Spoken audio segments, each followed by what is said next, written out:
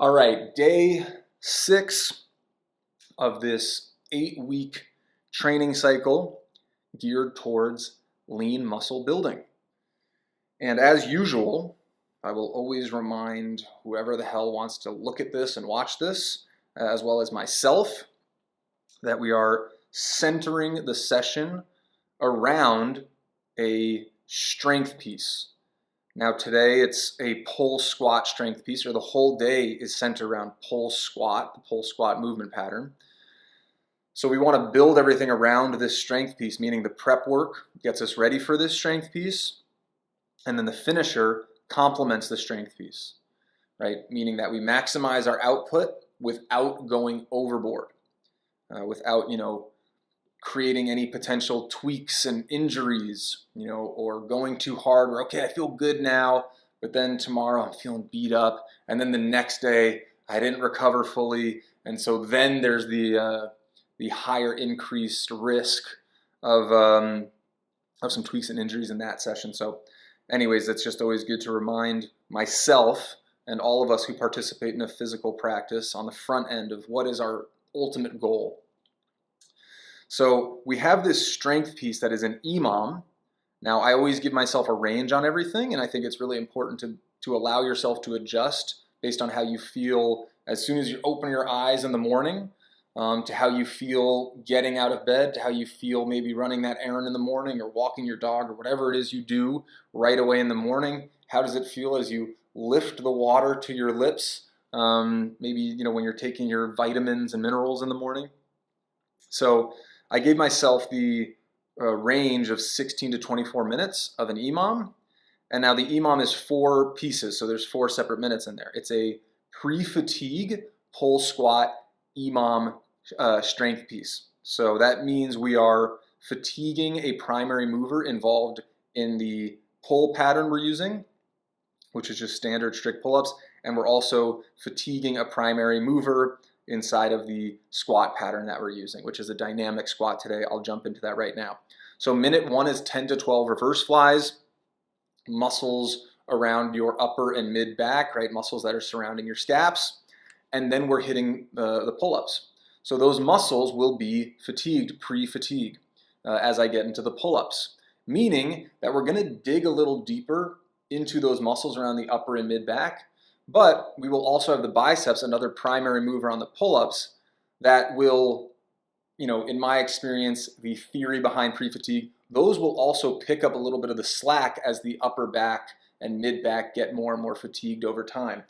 So it's a really nice way to optimize, okay, well, I'm doing standard strict pull-ups, but I'm putting them in an environment that makes them a little more difficult, ups the value of those reps. So minute 1 is reverse flies, minute 2 is strict pull-ups. Now I've gotten some exposure already in this training cycle to strict pull-ups. I think 4 is a good goal. It might be 3 because there's minimal rest inside of this format, in this context. But so 3 to 4 will be a good idea. I'm gonna be better about just giving you insight into one set. I think last set is so indicative of how you paced things and what your approach was to your session, as well as the various pieces inside of them. So you'll see that last set, and we'll see if I get those 4 reps and make them high quality. But that's the goal right now. And then minute 3 is hip thrusts with a band around the knees, so that at the top of your rep, little abduction, turn the glutes on. Relatively quick and snappy reps on all of these because you do want to maximize your rest periods. And then minute 4, we're doing dual dumbbell swing to squats, right?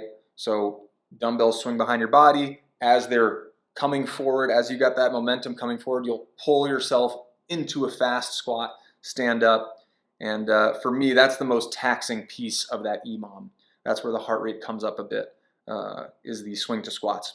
So 5 cycles of that, and again, you're upping the value of those pull-ups and those swing to squats. So if you're like, well, man, 20 pull-ups inside of a session, body weight, that's not such a big deal. In the context, it's really important to always think about the context, but in that context, those 20 pull-ups, the value, the intensity will go up.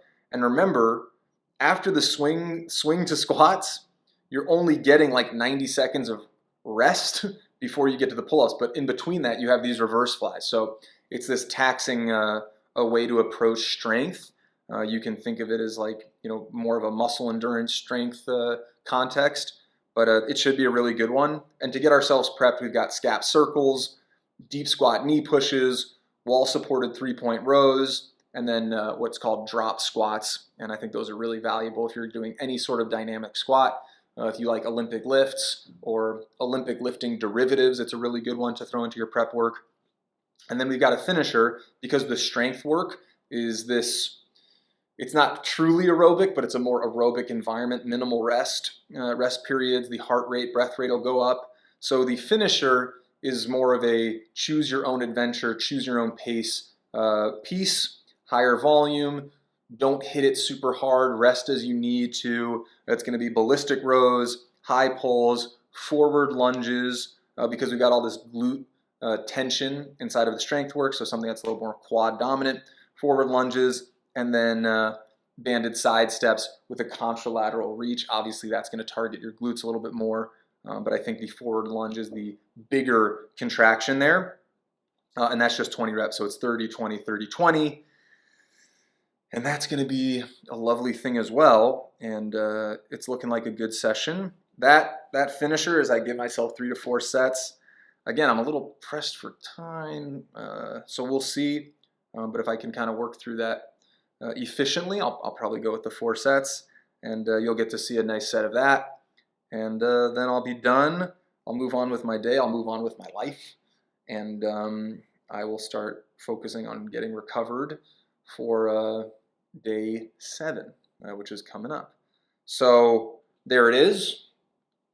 There's the whole freaking sesh written out, nice and organized. And anyways, that's that. Let's get to the freaking fitness. All right, first exercise in the prep work circuit is scap circles, getting all the muscles around my scaps warmed up and activated. Is it going to be a perfect circle motion? Probably not. But you'll see this is a great one. I love putting in scap pull-up variations before pull-up work because these muscles around your upper back and mid-back are so freaking important for pull-ups. You'll see way too many people doing those kind of half rep bicep focused pull-ups. It should be a dead hang. That scap retraction should be the first piece of every pull-up. So this becomes a really important aspect to developing your pull-up. So this is just one variation of many, of gazillions of kind of scap pull-up variations.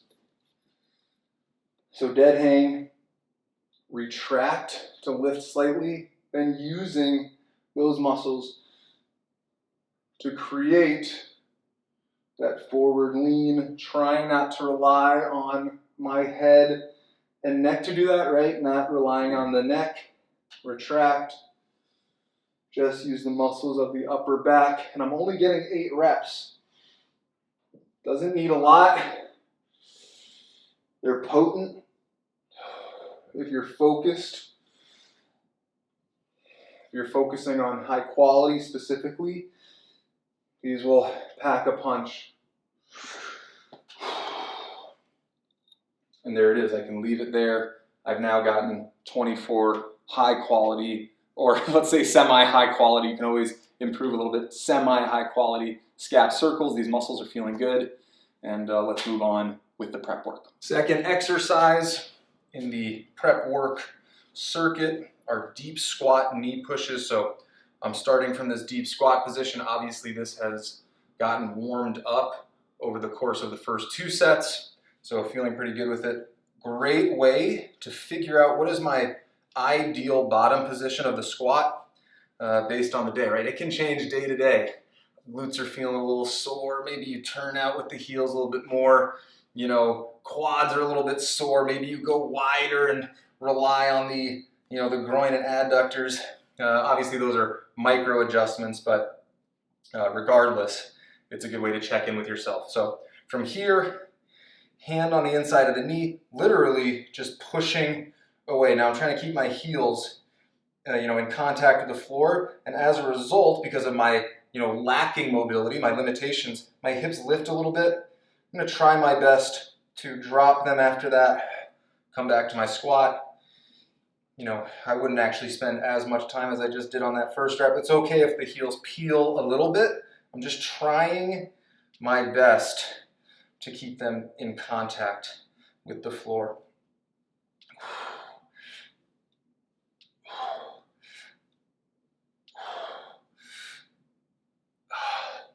Some shade just came over the room, so I don't know if that changes the imaging on the camera. Let's get the other side. This is a real-time, exactly how I would hit this in my actual workouts. I'm not changing this just because I'm talking to the camera.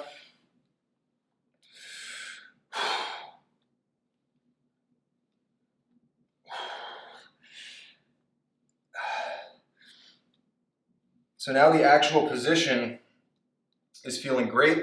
I'm going to put some weight on it, put some resistance on it in the kettlebell drop squats. But for right now, based on the circuit, I've done something to actually make the squat position higher quality. That's a really great way to start. Make your movements high quality, then you can weight them up with some resistance. So here I am, nice deep squat, and that is the, basically the squat primer as far as positioning is concerned. Third exercise are these wall-supported three-point rows. Obviously, I'm using the windowsill/window. If you had a wall here, you would just plant your hand on the wall, of course, but the principles remain the same.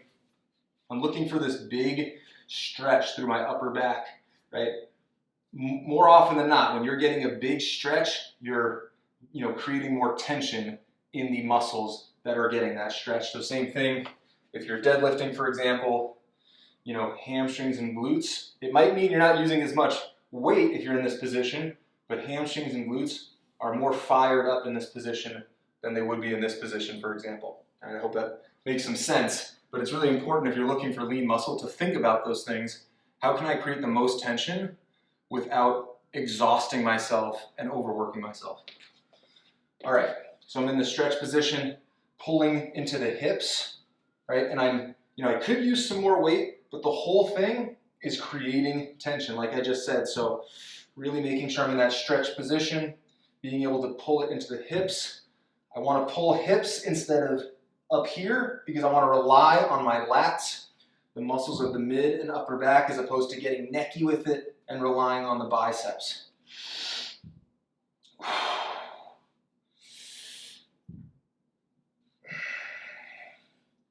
Great control is key. Here's 8. Here's 9. And 10. Last exercise in the prep work circuit are these kettlebell drop squats. This is all about creating some speed as we drop into our squat. And of course, we're also weighting it up with a little bit of resistance, but of course, also not overdoing it. So in my squat stance, I want to lean back slightly, shrug up, and then I'm going to re-grip as I drop into that squat.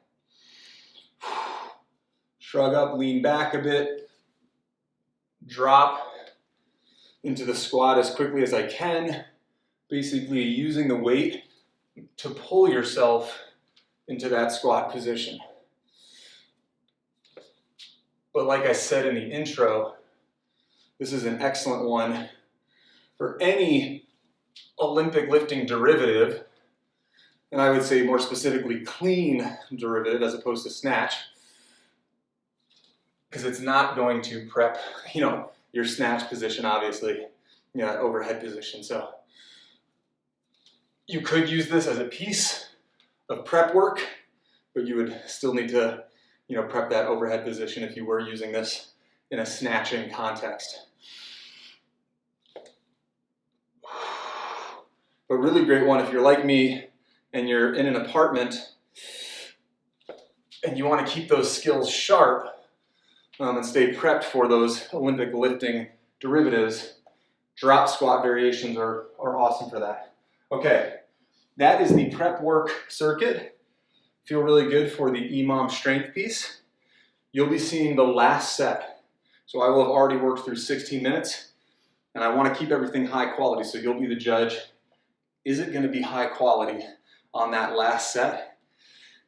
We shall see. I'll see you out there. All right, 7 seconds, 5 seconds now until the final set. So here we go. Starting with the reverse flies. Right, snappy reps, straight arms.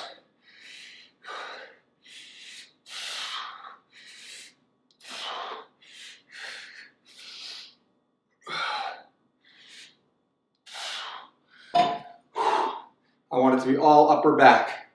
I gotta move the camera 35 good seconds until I start the pull-ups. You heard the beep? Let's go for pretty-ish. I don't know if they'll be fully pretty.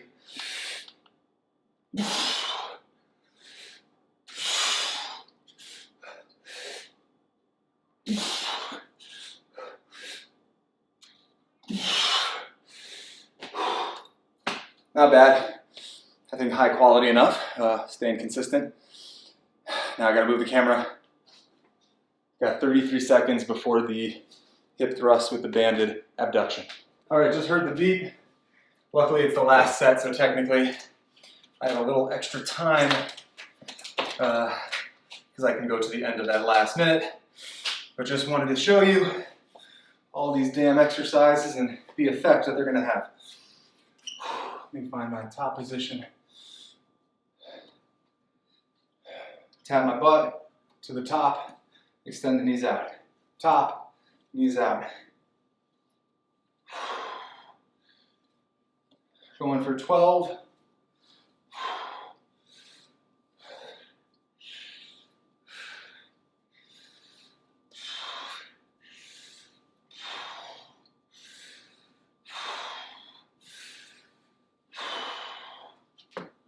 So some of those might have been a little sloppy to make up some time. Let's just move right into these swing to squats. Going for 8. High quality, efficient, fast drop.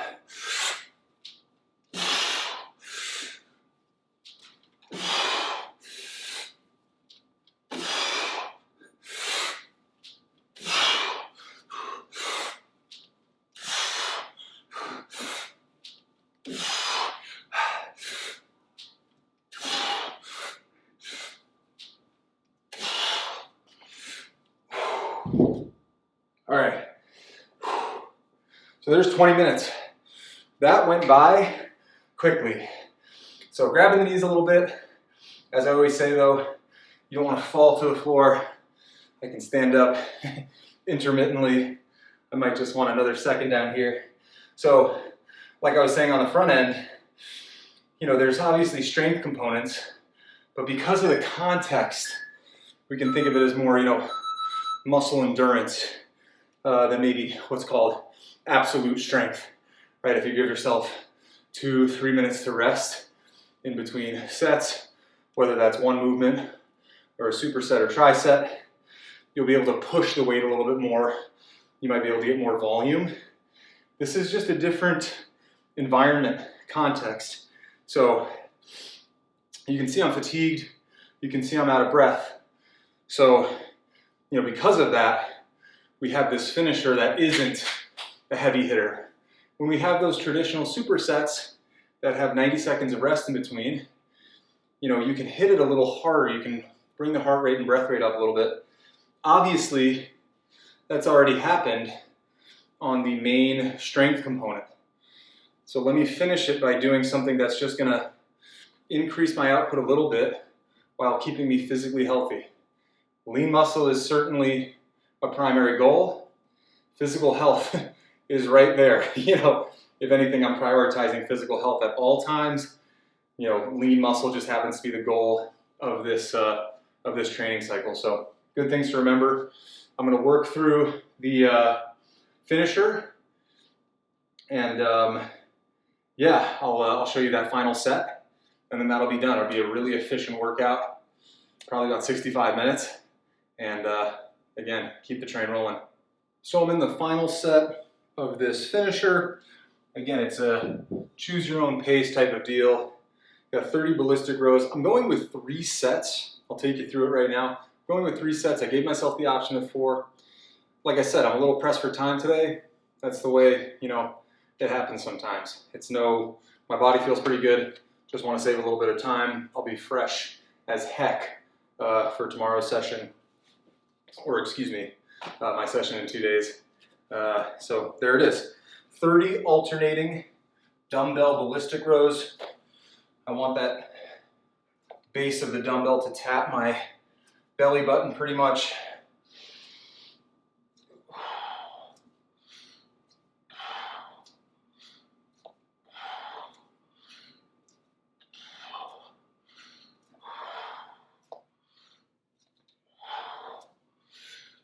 There's 20.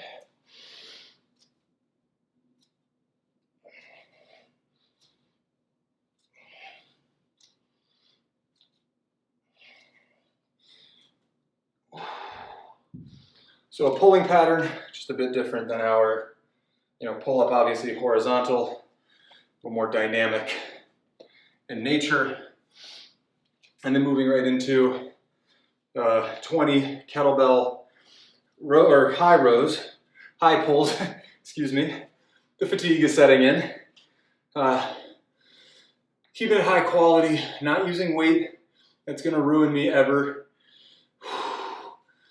So I can transition right into these. Ballistic rows felt good, right? Not physically, trashing me.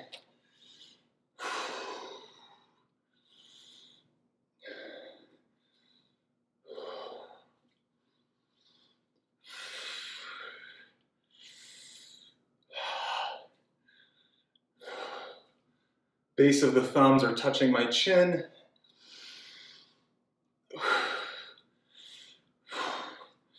And there's 20. I feel like those can be controversial for whatever reason. The bodybuilding community is always like, you can get more out of your shoulders if you do something different.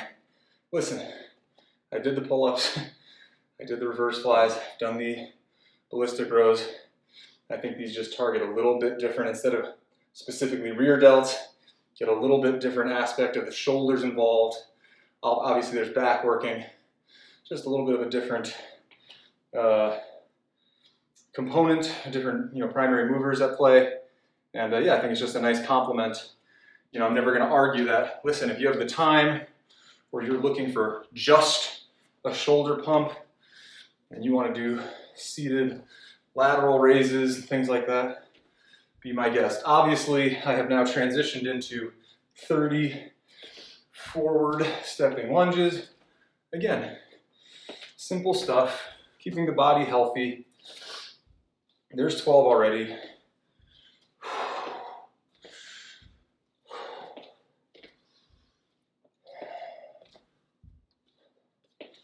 Like I said, these are quad dominant.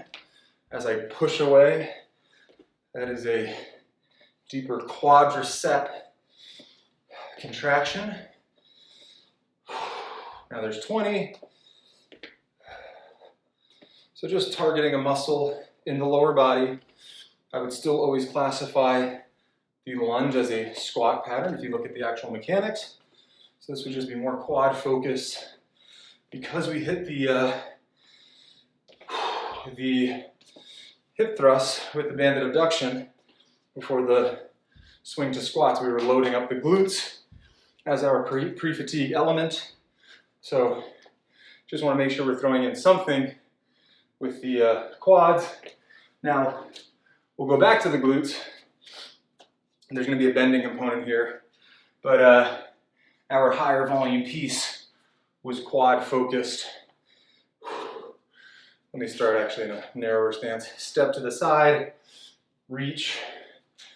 Now if you're not familiar with these are nasty business for the glutes. I'm going for 20 right here. Right, this is my lower effort finisher.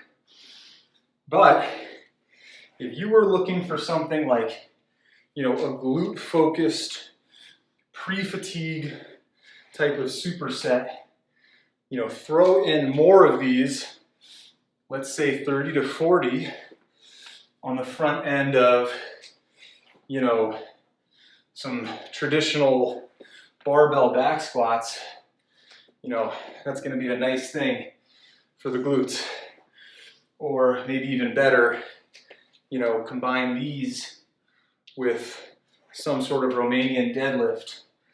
And now you've got the glutes screaming. If you did that for, you know, 5 sets, that would be a powerhouse, glute-focused lower body piece. Not what I'm going for here, but already feel a nice little pump in the glutes. And I gotta be honest, these aren't the highest quality reps I've ever done. This is my last round. I want to be done with the workout.